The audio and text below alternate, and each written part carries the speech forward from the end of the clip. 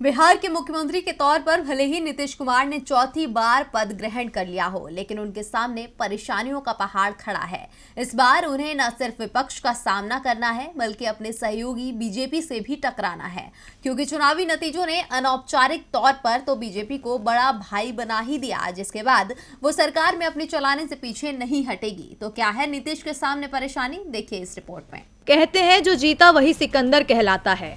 अब बिहार के सिकंदर इस वक्त नीतीश कुमार बने हैं, लेकिन क्या वाकई सरकार की कमान उनके हाथ है या फिर वो केवल चेहरा है और पर्दे के पीछे के असली किरदार कोई और हैं?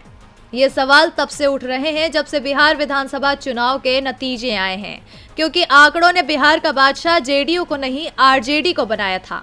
जेडीयू से कहीं ज्यादा सीटें तो बीजेपी को मिली है। जेडीयू तो तीसरे नंबर पर पहुंच गई थी।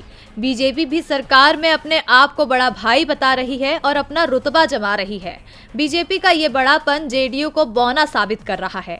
इसलिए सीएम का पद संभालने के बाद भी नीतीश मुश्किल हालातों से जूझ रहे हैं। यहाँ तक कि बीजेपी ने उनके जोड़ीदार को ही दूर कर दिया है। सुशील मोदी को नीतीश कुमार से अच्छे संबंधों की कीमत चुकानी पड़ी है। नंदकिशोर यादव और प्रेम कुमार को भी इसीलिए मंत्री नहीं बनाया गया।